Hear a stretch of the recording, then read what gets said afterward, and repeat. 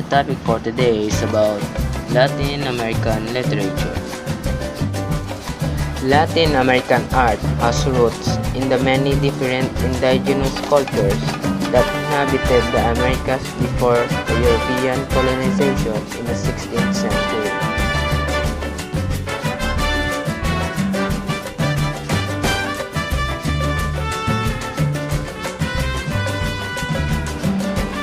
Latin American art is also a blend of Native American, African, and European cultures.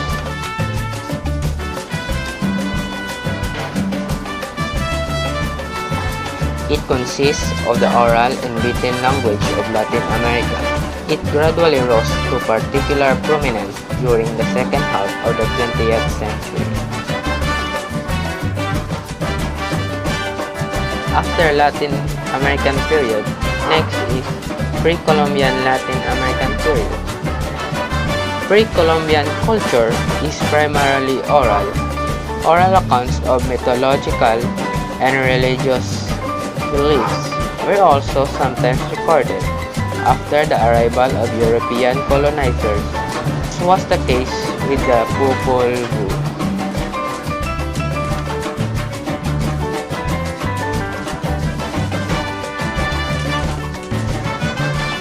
Popol Vuh.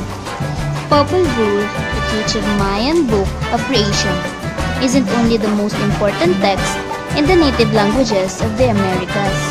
It's also an extraordinary document of the imagination.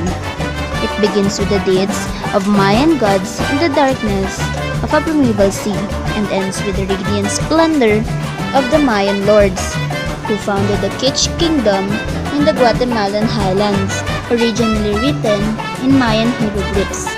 It was transcribed into the Roman alphabet in the 16th century.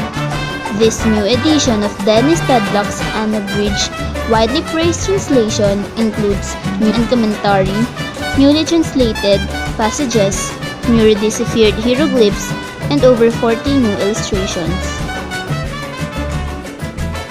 Next is the colonial Latin American literature.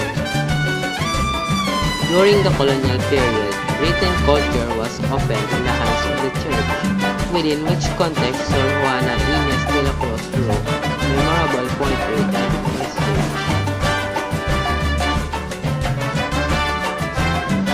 Towards the end of the 18th century and the beginning of the 19th, a distinctive Criollo literary tradition emerged, including the first novels such as Jose Joaquin Fernandez de Lizardi El Perquilio Sarmiento, na year 1860.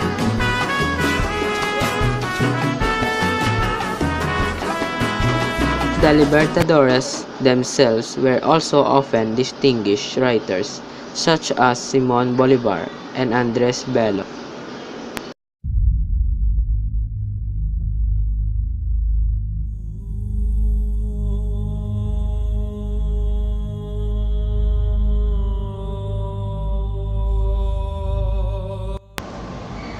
Libertadores Enrique Fernandez. In this first work, Enrique Fernandez presents us as a complete comic author, elaborating an excellent script full of fantasy, completed an absolutely wonderful drawing, direct here of his work as an animator in various film productions.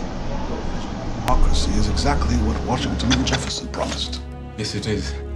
But it's not only for white men. It is for all men. Invasion. They massacred the first Americans and enslaved the continent for 300 years. Este continente está esperando por un diluvio. Un diluvio que finalmente lo inunde de libertad.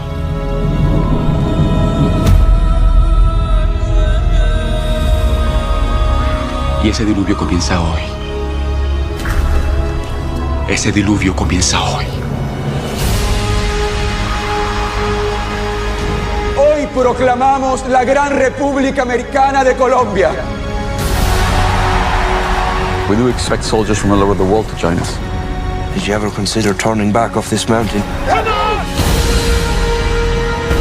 No nos dejemos separar, pero todos Todos somos hijos de América.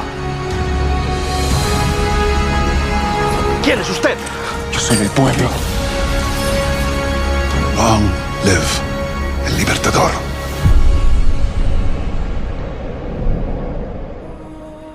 My dream of a single union continues. Not to conquer, to liberate.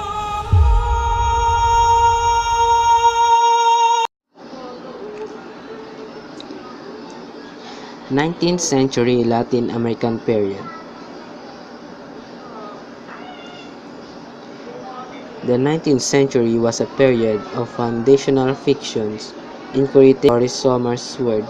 Novels in the Romantic and Naturalist tradition attempted to establish a sense of national identity, in which often focused on the indigenous questions or dichotomy of civilization or barbarism.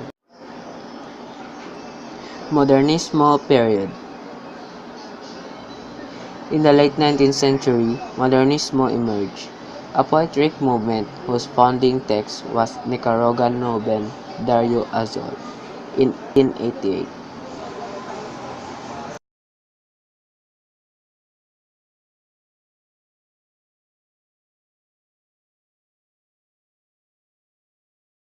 To Margarita di Baile, the Princess and the Star.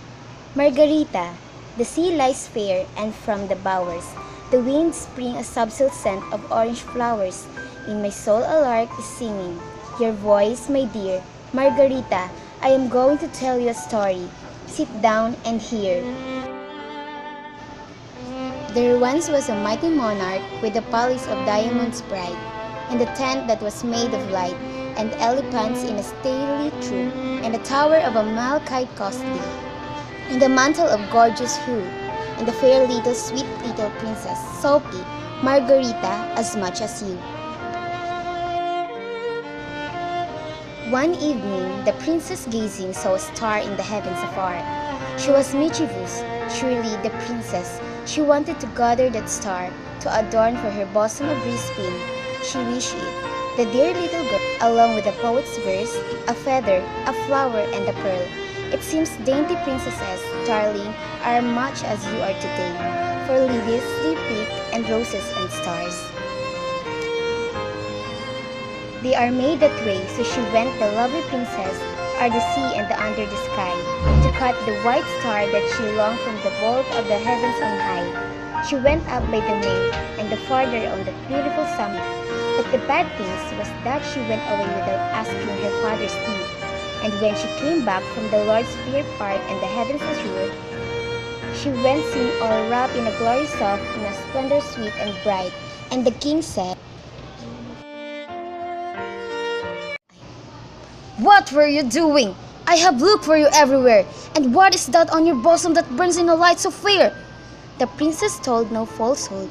She gave him an answer true. "I went to gather my star," she said, "from the heavens vast and the blue." The king cried, "Oh, what madness! What a fun, strange and wild! I told you no one must touch the sky. The Lord will be angry, child." "I meant no harm," she answered. "I went, I don't know why, across the waves and the blowing wind, and I caught the star from the sky." Said her father, "You must be punished. Go back to the sky once more for what you stole from the shining sight. Its place you must restore." The princess grew pale and mournful for her lovely flower of light. But then kind of Jesus appeared to them. His smile, it was sweet and bright. "In my country's field up yonder, I gave her that rose," said he.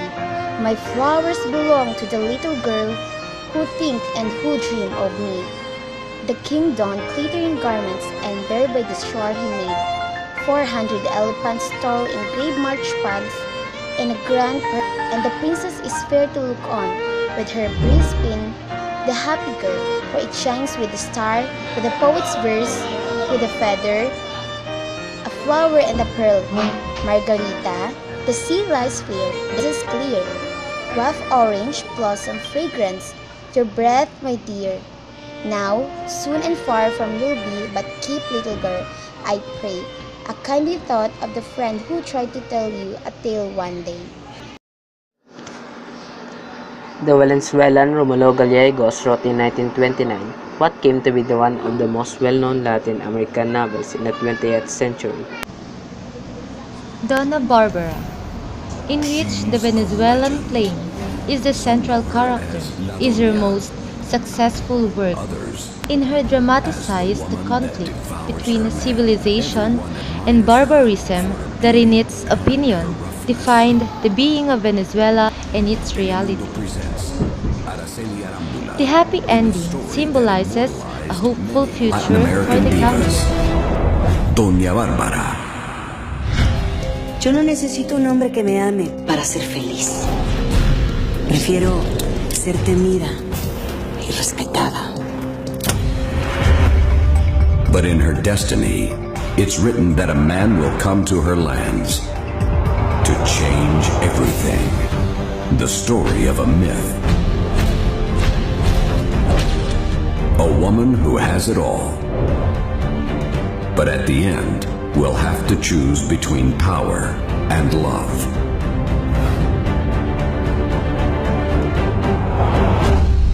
Doña Bárbara, coming soon to Telemundo. After World War II, Latin America enjoyed increasing economic prosperity, and newfound confidence also gave rise to a literary boom. From 1960 to 1967, the major works of the boom were published. Post-war or boom period. Gabriel Garcia Marquez is known as boom period writer.